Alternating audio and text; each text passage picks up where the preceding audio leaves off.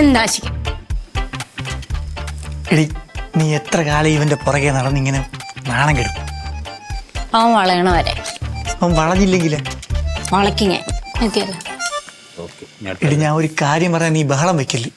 വല്ല കോണസ്റ്റും പറഞ്ഞോണ്ട് വരാണെങ്കിൽ വേണ്ട കേട്ടോ. നീ വേണമെങ്കിൽ കേട്ടാ മതി. പറ എന്തായാലും, തുടങ്ങി വെച്ചതല്ലേ. എടി ജാക്സൺ മറ്റതാ,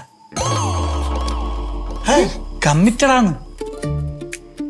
ചുമ്മാ ആശിക്ക വെറുതെ ചുമ്മാ പുതിയ കഥ ഇറക്കിക്കൊണ്ട് വരല്ലേ കേട്ടോ. വെറുതെ കാര്യമായിട്ടടി ഇന്നലെ ഞാനും കൂടി ഇരുന്നപ്പോഴാണ് അവന്റെ അമ്മ ഫോൺ വിളിച്ചത്.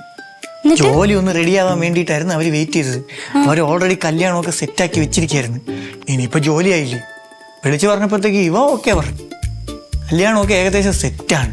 ഉറപ്പിച്ചപ്പോ പിന്നല്ലാതെ നീ ഇങ്ങനെ പുറകെ നടന്ന് നിന്റെ ജീവിതം പാഴായി പോയുള്ളൂ. എന്റെ കൂട്ടുകാരി ഒന്ന് രക്ഷപ്പെടണമെന്നുള്ളൊരു ചിന്തയിൽ മാത്രമേ ഞാൻ പറഞ്ഞതേ ഉള്ളൂ. ബാക്കിയൊക്കെ നിന്റെ ഇഷ്ടം. അമ്മേ, അത് ഓഫീസിൽ തന്നെ. എന്ത് വിശേഷം? ഞാൻ അമ്മേനോട് പറഞ്ഞല്ലേ എനിക്ക് കല്യാണം കഴിക്കണം തോന്നുമ്പോ ഞാൻ വന്ന് പറയാന്നുള്ളത്. വെറുതെ എന്തിനെപ്പോഴും ഇത് പറയണേ? ജോലിക്ക് കയറിയിട്ടല്ലേ ഉള്ളൂ, കുറച്ച് കഴിയട്ടെ. എന്തായാലും പറയാം. എന്തായാലും ഇപ്പൊ നിലവിൽ പ്രേമവും കാര്യങ്ങളും ഒന്നുമില്ല. അതുകൊണ്ട് ഞാൻ സ്വസ്ഥമായിട്ട് ജീവിക്കുകയാണ്. എന്താ സി? ഒന്നുമില്ല. ആരായിരുന്നു കോളില്? അമ്മയാ വീട്ടിൽ നിന്ന്. വിളിച്ചു കഴിഞ്ഞാലും കല്യാണക്കാരെ ഇങ്ങനെ പറഞ്ഞുകൊണ്ടിരിക്കും. ആണോ? എന്നിട്ട് എന്തായി, കല്യാണം കഴിക്കുന്നില്ലേ?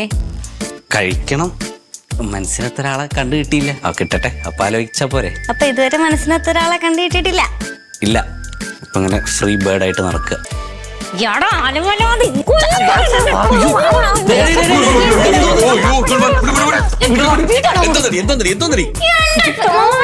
ഇവനുണ്ടല്ലോ എന്തൊക്കെ കൊള്ളക്കഥകളാണ് ഒരു പാവപ്പെട്ട മനുഷ്യനെ പ്രചരിപ്പിക്കണമെന്ന് അറിയുമോ? എന്താണ് അതിന്റെ കുഴപ്പം? അണ്ണാ, മാർഗമല്ല ലക്ഷ്യമല്ലേ പ്രധാനം. അണ്ണാ ആര് പറഞ്ഞു? യേശു ക്രിസ്തു പറഞ്ഞു. നിന്റെ അടുത്ത് പറഞ്ഞ?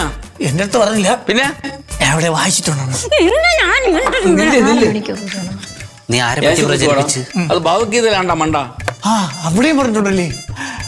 കോയിൻസിഡൻസ്.